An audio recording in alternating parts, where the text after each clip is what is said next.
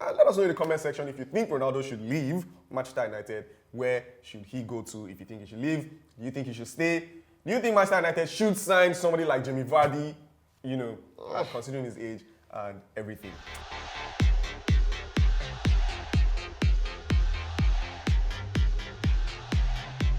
What is up, beautiful people? Welcome back to Sangalo. Before we start, I want to remind you that you have the opportunity to come on the Sangalo set to rep your club. Let us know in the comment section why we should select you to come on here and rep your club. You can sit right here and talk your shit. Let's hear it. Okay, straight into it. Let us start off with WAFCON 2022 happening in Morocco at the moment. We have three groups. Nigeria, the Super Falcons, are in Group C. Reigning champs. Reigning champions on course to defend their trophy.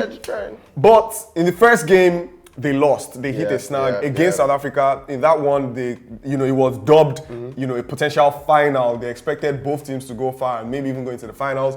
But Nigeria, the Super Falcons, went down 2-0 in that first game. In the second game, they came back, beat Botswana 2-0, and it's looking good for us. Like you said, that first game is a disappointing result because two teams that are billed as the two heavyweights. So you wanna make a statement in that game, but unfortunately we did not.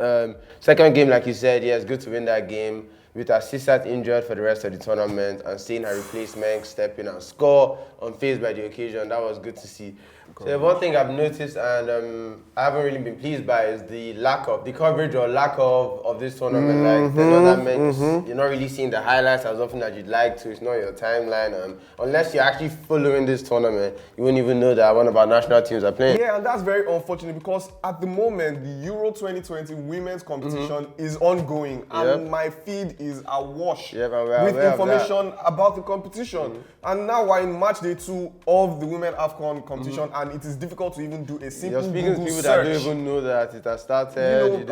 It's not the best from we need to do better ourselves. You're not just going to expect Sky Sports and BBC Sports to pick up your stories if you're not picking it up. If you don't cover it well, if you don't have the cameras there, it's not gonna happen. Yeah, it's just unfortunate. We're seeing good football being played by the African women over there in Morocco, and it's interesting. The pitch is good. The pitch, from the games I've seen, the pitches are good. Stadium, the attendance is not too bad. And I feel if we knew about this, we love to get behind our country and we're always looking for an excuse to celebrate Nigeria. So if this was put forward, pushed by the government, pushed by everybody, viewing centers and all that, this could have been a lot bigger. Definitely could have been a lot better, but let's we can do better, like you said. But let's go back to the game against Botswana. We had standout performance from Onumonu, who's replacing Oshoala. Stepped up and scored quite early in the game. Had a lot of chances in the game and seems to be a good replacement for Oshoala. Another player that I wanted to give massive props to is Tony Payne, left back. Player, she plays for Sevilla, the women's side of Sevilla, and she's been excellent. She assisted the second goal, was dangerous down the left, and really good. While we're giving props, I want to give a special shout out to the lady between the sticks, Nadozie, for making pivotal saves at pivotal moments. Yes, definitely. They were some as good as goals, to be honest. In fact, she almost had an assist. She launched the ball from the box to Uchenna Kanu, but that one did not finish. But it was a very, very good opportunity. So, like we mentioned, great standout performance. So we're currently second in the table. Burundi sits at last, and then we got Botswana right below us. So at the moment, it's 6 points, 3 points, 3 points. So it's a must-win game for Nigeria because if we lose that game and Burundi pick up the points and do the goal difference, then all three teams could be on 3 points. Botswana. No, Burundi are last. Yeah, I'm saying if Botswana gets points in their own fixture. Oh, exactly. So what Burundi do does not even matter. If Botswana get points and Nigeria fail to pick up points or don't pick up enough points, then you can see us not going through. Not going through as the champions is not great. It's very, very embarrassing. Very embarrassing. But yes, massive props to the Super Falcons and for what they're doing in Morocco. Make sure you watch the game on Sunday. Try and watch the game. Yeah, definitely. Let's support. Let's support our girls. Talking about games happening on Sunday, the Nigeria Nigeria Professional Football League continues on Sunday, March day 28th. There's about 2-3 games left in the Match day NPFL. 37 we're going Match into, day I believe. 37. Yeah, about 36. So 2 games 27, left. 27. Match day 37. Yes, 2 games left. And I don't think the bone of contention now is the games. Because, of course, Rivers United are already champions, 10 points 10 ahead points of second place team. But what has been happening recently in the NPFL is we've seen a rise in fan violence. And not just fan violence, pitches. even chairman violence, because of course the LMC just sanctioned the chairman of Kano Pillars for punching the assistant referee. I actually missed that. He punched the assistant referee. He decked him. Like during the game? During the game, he decked him. And it's like, why exactly? It's always another story. Like, I guess over the last couple of weeks, we saw a match that they played 34 minutes, extra time after the 90th minute. This isn't even in extra time, so injury time, 34 minutes. I don't know, that's probably a record. I don't know if you've ever seen that. If you have, let us know in the comments where you saw it. Very, very unfortunate stuff. But of course, you can look out for the games that will happen on Sunday. Let us know what you think. We already have a winner who will go to the CAF Champions League. Might just start predicting, that and next season winners and all that. Of course, yes. And moving on from that, let us talk about the biggest news in European football at the moment, arguably, is Cristiano Ronaldo dropping that bombshell that he wants to leave Manchester United. Of course, if you remember, in one of our previous episodes, I talked about him having a conversation with Eric Ten Hag, and Ten Hag telling him, yo, you're going to be my captain, you're going to be the pivot, the central figure in this team, stick with me. But the man is saying, I'm not sticking with you. So I feel like for me, this Ronaldo thing raises a few questions. So yeah, we said Ten Hag had that conversation with him. So is it that what Ten Hag told him? Maybe Ten Hag told him that, okay, yeah, you're going to be my captain, but I'm going to need you in the league games, and it's going to be load management, I'll play in the big Champions League games. And you know Ronaldo, for all his career, he wants to play 50 games this season. He wants to play Carabao Cup, he wants to play FA Cup, he wants to play every single game. So is it that Ten Hag has given him, the assurances he's giving him are not good enough? Or has he heard Ten Hag's plans for, okay, this is the structure, this is how I want to play, and he says, I don't think this is going to win? Or have we got to this stage in transfer window that Ronaldo is thinking, Manchester United have not signed anybody, so where's the ambition? So there are a lot of questions. So precisely that exactly is. I was looking to answer did his options just start to appear? So maybe people weren't really linked, and then now people are talking to his agent. The truth is, it's Ronaldo. Once Ronaldo is available, even clubs that cannot even afford him will line up, to get him. But I would say the answer to that question is Manchester United's business in the transfer market so far has not been up to what Cristiano Ronaldo is expecting. He's expecting Manchester United to bring in world-class players to fit in defense and to fit in central defensive midfield, to push the team forward. And that has not really happened. But I would say that it is beyond Eric Ten Hag. Eric Ten Hag is not the person going out to sign these players, right? The top management need to make. But I feel like why Ten Hag must be kind of involved, because it's clear that the players that are being held up on are the players that Ten Hag wants. So it's like maybe Ten Hag knows he wants Frankie de Jong, so he's waiting for Frankie de Jong. He wants Eriksen, like he's waiting for Eriksen. But these are world-class players. Yeah, they're world-class players, but I feel at some point, if the club does not want to buy them, maybe Barcelona are playing hardball, then you have to shift your target. Talking about that, unfortunately, I have to just, segue into that. Talking about Barcelona and what they're doing with De Jong, apparently they owe De Jong £17 million. Yeah. And that is one of the reasons why this deal is being held up. But back to what we're saying, right? Manchester United's transfer business has not been, But for me, I feel like for Ronaldo. Remember, Ronaldo committed to staying one more year. That's what surprised me. Exactly. I don't believe that. Part of me doesn't believe that. He actually made a statement, an actual statement. Because I feel like as soon as Manchester United failed to make the Champions League, I believe Ronaldo is not going to be at the club next season. So that's and I feel like I'm surprised that I feel like everybody knows that. Like Ronaldo knows that. So why did it take this long? Because the fact that you thought Ronaldo was going to stay is why he didn't sign Darwin Núñez. You have your answer. Why you haven't signed the striker. You have your answer there already. So at the end of the day, I've heard that Ronaldo also does feel emotional about Manchester United, and he's willing, or he wants to help bring Manchester United back to the level that they're known for, right? So he committed to staying at Manchester United at the end of the season last season, and even at the start of transfer window, at the start of transfer window, he committed to staying, but he thought that by this point, especially with what Liverpool and Manchester City have done in the window so far, he thought that at this point, with the level of intent that that top management expressed to him, he's expected that at this point, United would have made those big signings, the likes of De Jong and maybe a centre-back as well. But it seems to be protracted at this point for Manchester United, and that confusion is what he's not willing to stand by, and he's trying to move.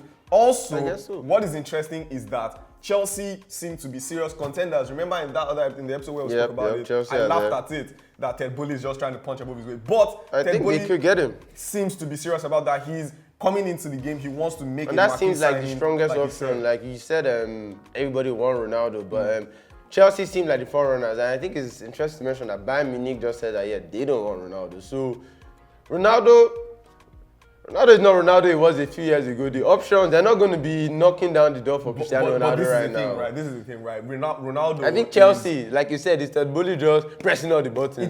So this is the thing, right? With Ronaldo, it is not just about what he brings on the pitch. It is about all the other things. Imagine now, there's conversation about how this news and this story about Ronaldo wanting to leave affects Manchester United in pre-season.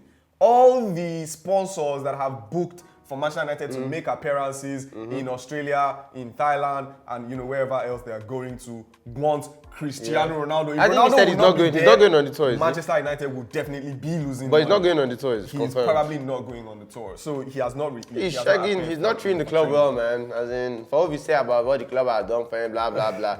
He's leaving them high and dry, like United. They've left him hanging high and dry. Yeah, I guess it's a two-way. Yeah, but I mean, you say they left him high and dry, but the fact is, when Ronaldo came, they supported him with signings. Like, you guys signed that window. Like, you brought in the players. And so the club, it's really hard for me to beat the club, Manchester United. I feel like, okay, yeah, they don't have direction, but they spend the money. They don't have direction.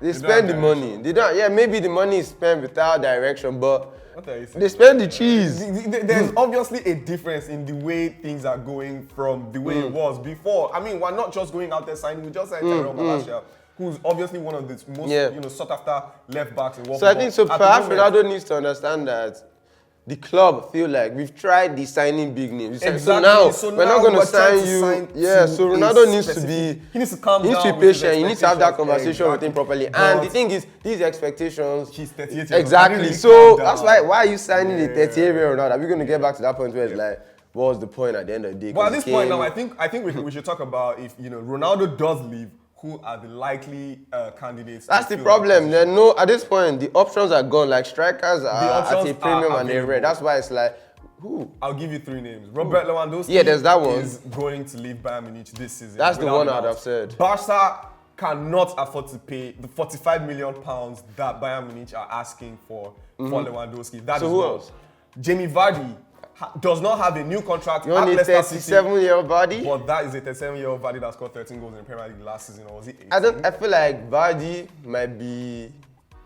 Vardy is a good option. He's a bench option. Vardy is he can come in on replace the role that Cavani had. And other guy that Definitely. But I feel like you guys now, you need a starting 9. At the moment, is it Rashford or Martial? So now that's the thing, right? You need someone to play like 38 games. There's a lot to talk about, right? In what Manchester United need at the moment. Ten Hag has shown that he can use a false 9 successfully. Is that Vardy? An advanced playmaker. Hear me. So an advanced playmaker I think Bruno can do that. Options are bound, but it's just the expectations for Manchester United. Oh, you need a 9, an out-and-out 9, a focal point. What really, if you look at it? But that's me, I feel like it's not even about, it's not necessarily that you need a 9. I mean, I know that we don't need a 9. You get. But it's that you've lost so many bodies in attack that at the moment now, you have, who is left at the club? Sancho, Rashford, Martial that's come back, and Elanga. Potentially if Ronaldo goes. Now I'm talking about in attack.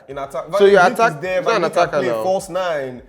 Bruno Fernandes can play false 9. At this point, you're just... At this point, you're taking risks. So don't go and play one of these guys false 9 for 30 games. Hear me. Bruno Fernandes plays false 9. We get Van der Beek and we get De Jong in midfield. You need to replace these bodies.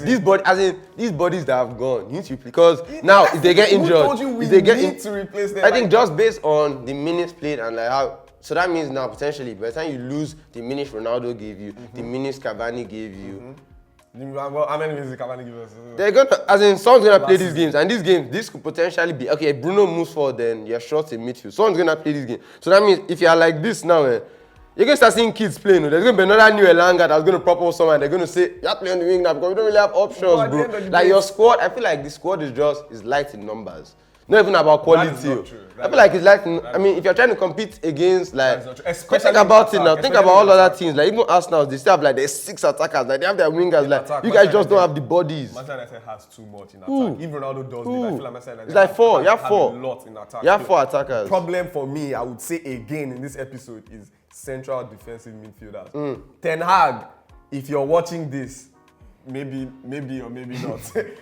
Sign defensive midfielder. You're linked to one now. That Martinez guy. He's a centre back. He's a centre back. He's very short. He can't play midfield in the Premier League. If they're signing him, if you can't play midfield defense in the Premier League, he's finished. I saw the guy standing next to Messi in one picture. That guy's kind of short. If you guys can pull up that picture, a picture of the Argentine guys standing together, that's your centre back. Yeah. I mean, it's interesting, Sha. Let's see how it pans out. Cristiano Ronaldo very likely to leave. Let us know in the comment section if you think Ronaldo should leave Manchester United. Where should he go to? If you think he should leave, do you think he should stay? Do you think Manchester United should sign somebody like Jamie Vardy? You know, considering his age and everything. Thank you very much for rocking with us on this episode. That is a beautiful place to put a pin on it. Do not forget, we're inviting you guys, our fans, to come into the studio and rep your club. Let us know why you think we should invite you to the studio. Put it in the comment sections below, anywhere you're watching this. Let us know why you think we should bring you on here to rep your club, talk your crap, and rep the vibe. Also, make sure you watch the Super Falcons on Sunday the 10th. Yes. If you don't watch it, you might have some problems. Definitely. Thanks for watching this. Show support tonight. Thank you very much. Catch you guys in the next one.